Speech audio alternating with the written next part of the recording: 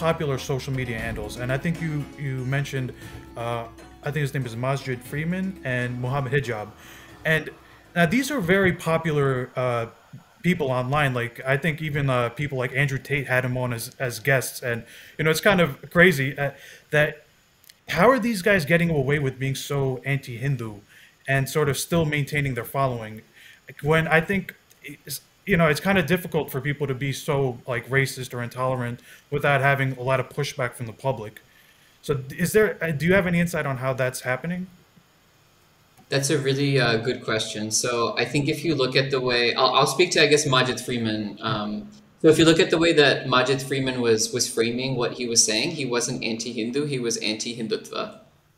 Okay, so it's seen as like a legitimate political criticism versus... Well, it's political criticism, and it's also warning against the violence that will be perpetrated by members of the Hindu diaspora that are extremists. So there's this kind of idea that's kind of self-confirming, right? That there are people within the Hindu diaspora that are committing this violence, and therefore we must retaliate against them to make sure that this violence doesn't happen again. And this is actually what causes the violence to take place in the first place, this idea. I think there's very little understanding in general about the fact that a lot of times this type of blame is laid at the Hindu community just for representing its own interests, the same way that other communities, like for example the Jewish community, would have people be called Zionists for not really doing anything except for talking about anti-Semitism or just simply practicing their faith. A similar thing would happen to Hindus. In one case, for example, a Hindu mandir, which is I think the Sri Sanatana Hindu Mandir on Ealing Road, I believe, was accused of being the hornet's nest of Nazi Hindutva. So you see that this type of blame of community members, but then also centers of the community, right?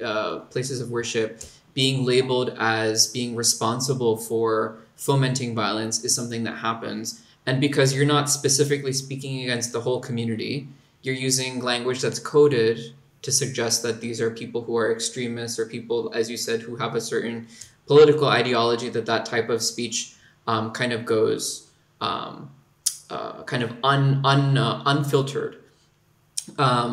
There was also another narrative kind of continuing on the same kind of idea of vilifying institutions, Hindu institutions, as kind of being centers for breeding this type of violence, where one of the Hindu mandirs, again, was blamed for busing members, devotees of that temple to a mosque in Birmingham to attack that mosque.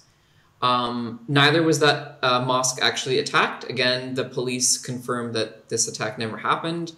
And neither is it true that mandir organized any type of buses, angel tour buses, to bring devotees actually to that mosque. This was confirmed by the owner of that angel tours bus company, who actually himself was Muslim. So these types of narratives were spread, and I think we have to be careful, right? Because the language that's being used is often blaming Hindutva, RSS, thugs, etc., etc., etc. But that type of blame attribution is always laid at just normal, regular Hindu people. And this is a type of trope and a type of way of getting around people seeing things as bigoted that people of all shapes, sizes, communities, etc. have been employing against the Hindu community. So actually, Prasiddha, do you want to share something on the screen? I think you just pulled something up. No, yeah, I had just shared the examples that Parth was talking about of this idea that Hindus were busing in people. That's completely untrue, and also actually projection, because what we see is that actual Dutch Raja, meanwhile, is posting pictures in his car saying, "Hey lads, I'll see you later," on the day of the violence that has been captured from his Instagram story by several people doing OSINT online, which we leveraged very heavily. So thank you to all of those people who we've cited. And what we see is it's projection, because actual people associated with Dutch Raja are coming in.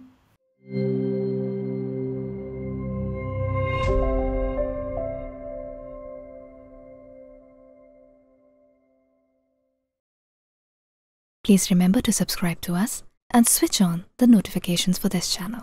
For our other social media links, more content, and to support our work, please visit citti.net. Dhanyavad. Namaskar.